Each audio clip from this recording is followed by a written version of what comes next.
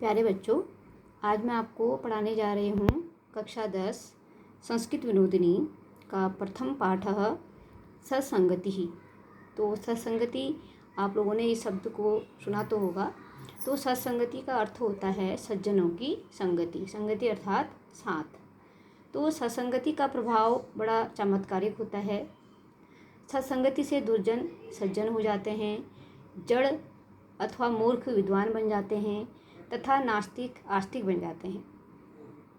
तो प्यारे बच्चों, किशोरावस्था में बालक को जिन सद्गुणों की सबसे अधिक आवश्यकता होती है उनमें सत्संगति का अद्वितीय महत्व है।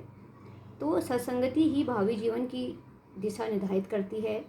नारद की सत्संगति से महर्षि वाल्मीकि आदि कवि के रूप में प्रसिद्ध हुए तथा विदुषी पत्नी की सत्संगति से कालिदास को महाकवि का पद प्राप्त हुआ। गुरु नरहरि दास की संगति से तुलसीदास जी विश्व प्रसिद्ध संत तुलसीदास बन गए। ऐसी जनश्रुतियाँ लोक प्रसिद्ध हैं। अतः विद्यार्थी सत्संगति के महत्व को समझकर अपने जीवन में सदाचरण करें। इसी निमित्त आचार्य और शिष्य भुवन के संवाद के रूप में प्रस्तुत पाठ का संपादन किया गया है, जिसमें भुवन आचार्य को सत्संगति के अर्थ, सज्जन और सत्संग और कुसंग के बारे में प्रश्न करता है तथा आचार्य उसके प्रश्नों का समाधान करते हैं।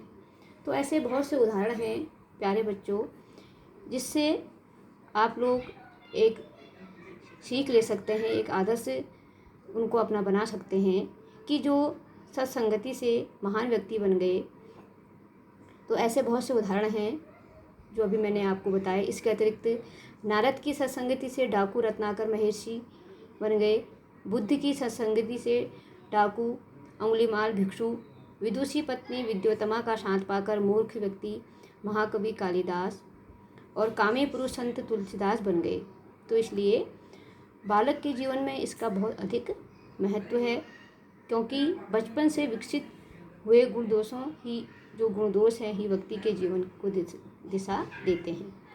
तो वैसे तो हर उम्र में सत्संगति होनी आवश्यक है, लेकिन किशोरावस्था एक ऐसी अवस्था है जिसमें जो बालक हैं, जो बच्चे हैं, वह सही गलत को नहीं समझ पाते और अगर उन्हें अच्छी संगति नहीं प्राप्त हुई तो वो बुरे रास्ते पर जाने में भी पीछे नहीं हटते हैं।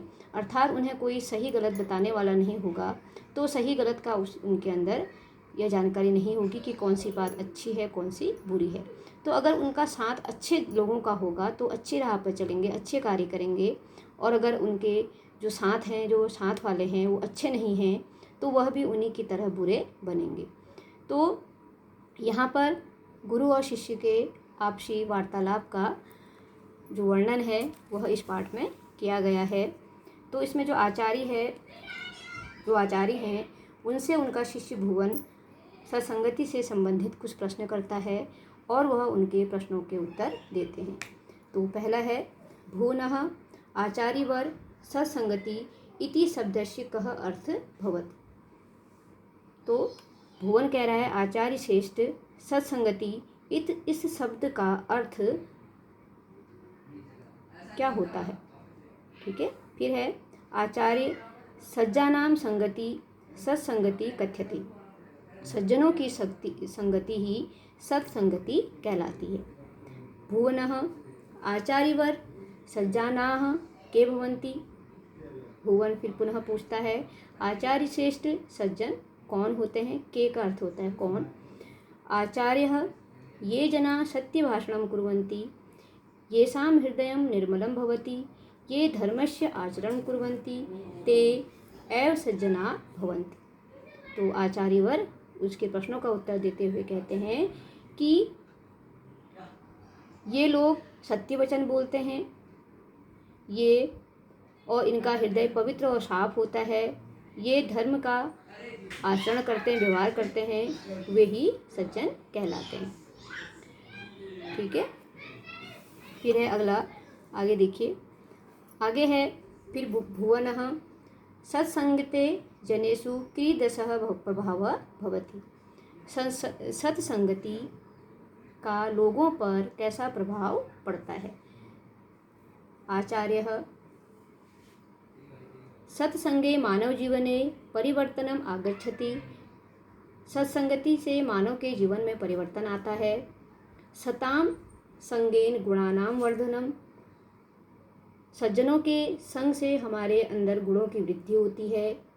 दुर्जन संगणेन दोषानाम वर्धनम च भवति, और दुर्जनों के संग से दोषों में वृद्धि होती है। अतएव उक्तम संसंग्रजा दोष गुणा भवन्ति, इसलिए कहा गया है कि दोष गुण संसर्ग से उत्पन्न होते हैं। अर्थात यहाँ पर कहना चाहते हैं कि सज्जनों के संग गुणों की वृद्धि होती है और दुर्जनों के साथ दोषों की वृद्धि होती है। अगर आप अच्छे लोगों के साथ रहेंगे तो आप अच्छा व्यवहार सीखेंगे, और बुरे लोगों के साथ होंगे तो आपकी गुण भी क्या होंगे, बुरे ही होंगे। इसलिए कहा गया है कि दोष गुण संसर्ग से उत्पन्न होते हैं। संसर्ग मतलब साथ से उत्पन्न होते हैं। संसर्ग अर्थात साथ से, जैसा साथ होगा वैसा व्यक्ति बनेगा। यथा नारदस्य संगेन वाल्मीकि आदि कवि बभूवः, जैसे नारद के संग से, नारद का साथ पाकर संग से रत्नाकर नामक लुटेरा महान आदि कवि वाल्मीकि बन गया। ठीक है। रामकृष्ण परमहंसस्य सत्संगतिम अवाप्य स्वामी विवेकानंदः भारतीय संस्कृते डिंडीम घोषम संपूर्णे विश्वे कृतवान। और रामकृष्ण परमहंस की संगति पाकर, रामकृष्ण परमहंस की संस्कृति पाकर स्वामी विवेकानंद ने भारतीय संस्कृति का ढिंढोरा संपूर्ण विश्व में किया। अर्थात अपने भारतीय संस्कृति का विस्तार स्वामी विवेकानंद ने रामकृष्ण परमहंस की संगति में आकर ही भारतीय संस्कृति का प्रसार पूरे विश्व में किया। स्वामिनः विरजानंदस्य संपर्क प्राप्य है महर्षि, और स्वामी विरजानंद के संपर्क में पाकर महर्षि दयानंद वेदों के महान प्रचारक हो गए। क्या बताया था कि विरजानंद के संपर्क में पाकर महर्षि दयानंद वेदों के महान प्रचारक, दयानंद वेदानां महान प्रचारकः अभवत्, हो गए। बुद्धस्य प्रभावेण क्रूरः सम्राट अशोकः अहिंसकः विनम्र च अभवत्, और महात्मा बुद्ध के संपर्क में आकर, उनके प्रभाव में आकर निर्दयी क्रूर सम्राट अशोक अहिंसक और कोमल हृदय वाले हो गए, विनयशील हो गए थे। सुना होगा आपने कि बुद्ध के जब सम्राट अशोक हैं, जब उन्होंने बुद्ध का सानिध्य प्राप्त किया तो वह लड़ाई, युद्ध और मारकाट और हिंसा के बिल्कुल विपरीत हो गए थे, और वह अहिंसक बन गए थे, और वह एक विनम्र मतलब विनयशील, उनका प्रभाव उनके ऊपर, अशोक के ऊपर बुद्ध के विनयशील प्रभाव का अत्यधिक प्रभाव पड़ा था। ठीक है। फिर है भुवनः आचार्य श्रेष्ठ किम बालको अश्योपरि कुसंगस्य अपि प्रभावः भवति। तो अभी भुवन उनसे पूछता है, अपने आचार्य से, कि आचार्य श्रेष्ठ, क्या बालकों के ऊपर भी कुसंग का प्रभाव होता है। फिर आचार्य कहते हैं आम का अर्थ होता है हाँ। बालकेषु कुसंगस्य प्रभावः सर्वाधिक भवति। हाँ, बालक पर कुसंगति का अत्यधिक प्रभाव होता है।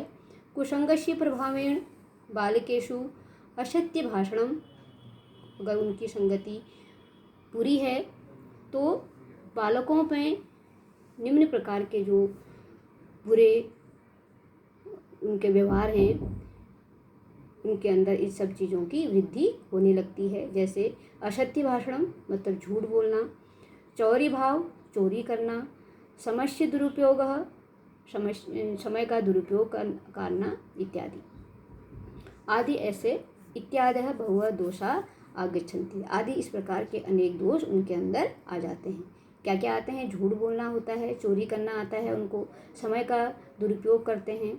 ये सब चीज़ें कुसंगति के कारण बालक के अंदर आ जाती हैं। अतः दुर्जनस्य संगति त्यक्त्या त्यक्त्वा सर्वदा सज्जनस्य संगति करणीया। तो इसलिए हमें क्या करना है, बुरे व्यक्ति अर्थात दुर्जन व्यक्ति की संगति को त्याग कर सदैव अच्छे सज्जन की संगति करनी चाहिए। फिर है भुवनः सत्संगते के लाभा भवन्ति। सत्संगति से हमें कौन कौन से लाभ होते हैं। आचार्य मानव जीवने सत्संगे बहुः लाभाः सन्ति। मानव जीवन में सत्संगति से बहुत से लाभ होते हैं। जैसे सत्संगति औषधवत दुर्गुणान दूरी करोति। सत्संगति औषधि अर्थात दवा के समान दुर्गुणों को दूर करती है। जिस प्रकार कोई रोगी व्यक्ति है, अगर उसको कुछ बीमारी है तो उसको हम औषधि देकर उनके रोग को दूर करते हैं, उसी प्रकार सत्संगति एक ऐसी औषधि है जो हमारे अंदर व्याप्त दुर्गुणों को दूर करती है। मानसम विमली करोति। विमल मतलब पवित्र, मन को पवित्र करती है। अखिलम अभिष्टम पूर्यति, और सभी इच्छाओं फलों को पूरा करती है। अखिलम अभिष्टम पूर्यति, जो भी हमारी इच्छा होती है सब इच्छाओं को वो हमारी पूरी करती है। कैसे पूरी करेगी? अगर आप अच्छे हैं, अपने समय का सदुपयोग करते हैं, अच्छा कार्य करते हैं, तो आपकी जो भी इच्छाएं होती हैं वह अपने आप ही पूरी हो जाती हैं। क्योंकि आप बुरे राह पर नहीं चलते हैं, बुरे कार्य नहीं करते हैं, तो आप जिस कार्य पर तत्पर हैं, जिसको आप उद्देश्य बनाकर चलते हैं, तो वह उद्देश्य तभी प्राप्त आप कर सकते हैं जब आप अच्छे संगति पर रहेंगे और अच्छे आपके साथी होंगे, तभी आप अपने उद्देश्य को पूरा कर पाएंगे। ठीक है। वाची सत्यम सिंचती। वाणी में सत्य को सींचती है। जो सत्संगति है वह हमेशा हमारे अंदर सच्ची वाणी का ही, वो हमारे अंदर हमेशा हमें सत्य बोलने के लिए प्रेरित करती है। सत्संगति मानवस्य सर्वविधम सौभाग्यम मंगलम च करोति। सत्संगति मनुष्य का सब प्रकार से सौभाग्य और कल्याण ही करती है। अगर अच्छी संगति है तो वह सब तरफ से आपका अच्छा ही करेगी। ठीक है। फिर अगला देखिए,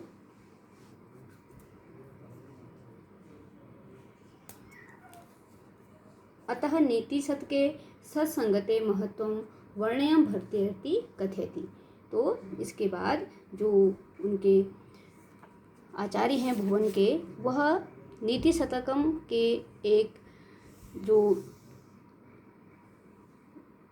नीति शतक का अर्थ होता है अच्छे वचन, नीति मतलब नियम के अनुसार चलना। ये नीति शतकम एक पुस्तक का नाम है। तो इस श्लोक के माध्यम से नीति शतकम किसने लिखी है? भर्तृहरि ने लिखी है। तो नीति शतक के एक श्लोक के माध्यम से जो उनके आचार्य हैं वह अपने शिष्य को यह समझाने का प्रयास कर रहे हैं। तो वो कहते हैं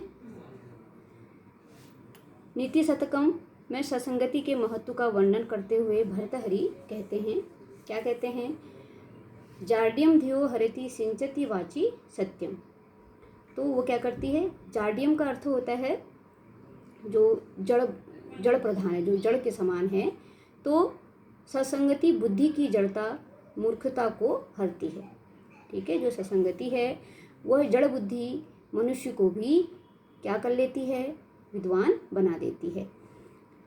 वाचिम सत्यम, वाणी से सत्य को सींचती है।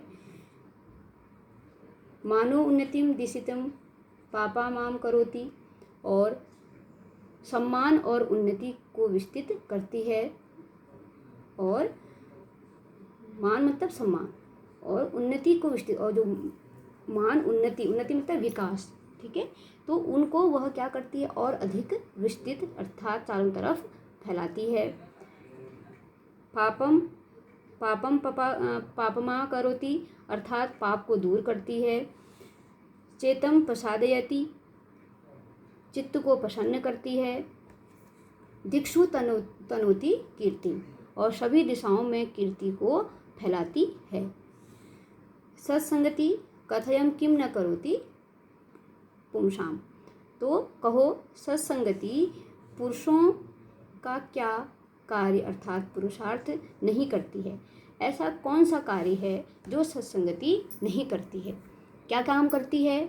जड़ बुद्धि मनुष्य को वह बुद्धिमान बना देती है, वाणी में सत्य को सींचती है, सम्मान और उन्नति का विस्तार करती है, पाप को हमारे अंदर से दूर करती है, चित्त को प्रसन्न करती है, सभी दिशाओं में कीर्ति को फैलाती है।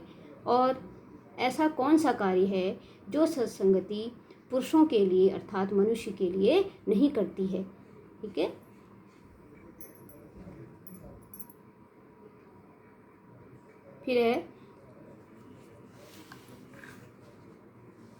फिर है अन्य च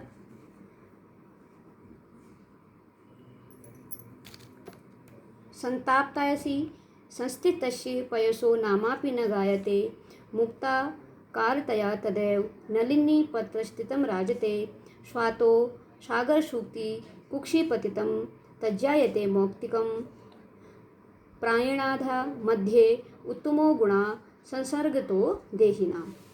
तो यहाँ पर जो उनके एक उदाहरण के माध्यम से यहाँ पर कहते हैं कि क्या कह रहे हैं, संताप्तायसी संस्थितस् पयसो नामापि न ज्ञायते।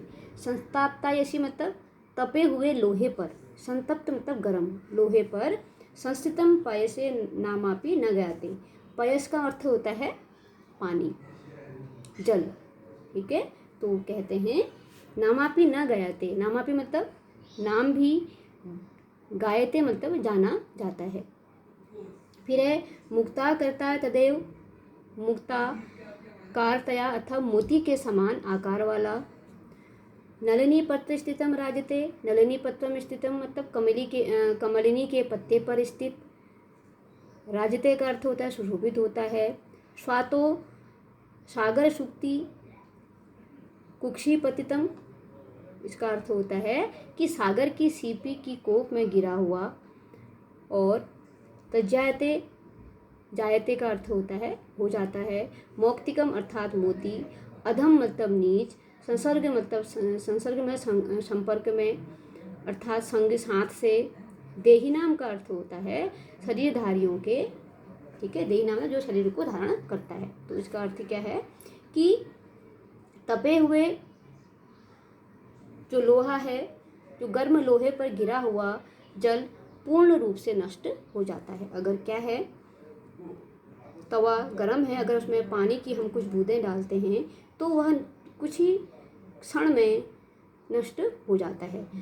वही जल यदि क्या होगा, कमलिनी के पत्ते पर गिरता है तो मोती के समान आभा वाला हो जाता है।